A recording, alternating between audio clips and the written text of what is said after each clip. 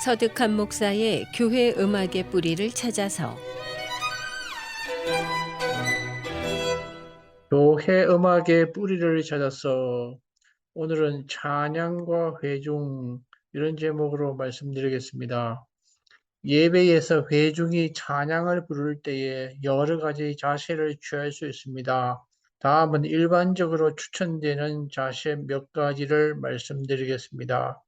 먼저 서서 찬양 부르기. 대부분의 경우 회중은 찬양을 부를 때 서 있는 것이 일반적입니다. 이는 찬양을 더욱더 열정적으로 부르고 몸과 호흡을 자유롭게 활용할 수 있는 자세입니다. 서서 찬양을 부를 때는 다리를 약간 벌린 상태에서 일정한 간격을 유지하면서 찬양을 부르는 것이 좋습니다. 보수적인 미국 장로교에서도 찬양을 부를 때에는 일어나서 찬양을 합니다.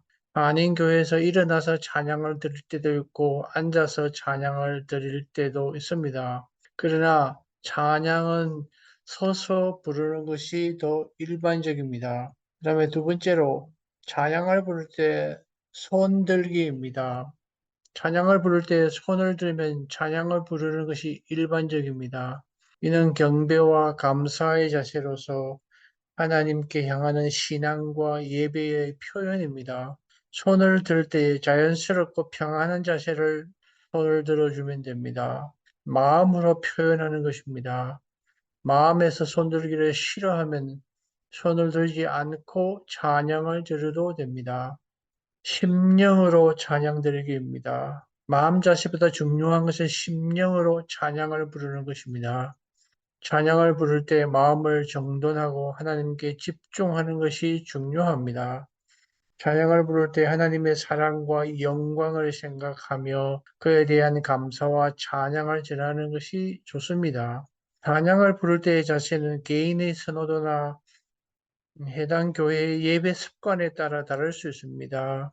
따라서 교회의 지침과 예배 리더의 안내에 따라 찬양을 부르는 것이 좋습니다. 주일 예배 찬양을 즐기며 하나님께 마음을 드리고 찬양을 부르는 시간을 가지시기 바랍니다. 찬양을 부르기 위해서 어떤 마음으로 찬양을 부르는지가 중요합니다. 다음은 찬양을 부를 때의 좋은 마음가짐입니다. 우선은 경배와 감사의 마음입니다. 찬양은 하나님께 대한 경배와 감사의 표현입니다. 하나님의 은혜와 사랑을 받았음에도 감사하며 그의 위대함과 거룩함을 경배하는 마음으로 찬양을 부르는 것이 좋습니다. 하나님의 은혜를 감사하며 또한 생각하며 찬양을 부르는 것은 기쁨과 감격이 가득한 마음으로 찬양할 수 있습니다. 다음은 순수하고 겸손한 마음입니다. 찬양을 부르는 동안에는 자기 자신을 비워내고 내 생각과 내 주장을 내려놓고 하나님의 영광과 도움을 받는 마음가짐이 중요합니다. 자신의 능력이나 재능에 의지하기보다 오직 하나님의 영감과 은혜에 의지하여 찬양을 부르는 것이 좋습니다. 겸손한 자세로 찬양을 부름으로써 하나님의 크시고 위대한 일을 인정하고 그에게 영광을 돌리는 마음을 가질 수 있습니다. 또한 찬양을 부를 때 전적인 마음입니다. 찬양은 하나님과의 관계를 강화하고 소통하기 위한 수단입니다. 따라서 찬양을 부를 때 전적인 마음으로 하나님과의 연결을 찾고자 노력해야 합니다. 마음을 정돈하고 모든 근심과 걱정을 하나님께 맡기며 찬양을 통해 하나님과 깊이 소통하고 있는 의미 있는 경험을 할 수 있습니다. 또한 찬양을 드릴 때에 그날의 예배 분위기와 예배 리더의 인도에 따라서 함께하는 마음으로 찬양을 드리는 것도 중요합니다. 내 개인의 생각한 것과 그날의 예배의 찬양의 템포와 음정과 박자가 좀 마음에 안 들어도 함께 해 주어야 하는 마음으로 찬양을 드려야 합니다. 그러할 때 성령님께서 은혜로 채워 주십니다. 마음가짐은 개인의 신앙과 관계에 따라 다를 수 있습니다.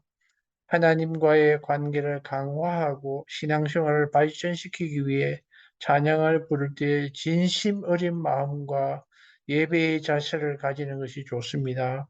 찬양을 통해 하나님과의 깊은 연결과 기쁨을 경험하시기 바랍니다. 감사합니다.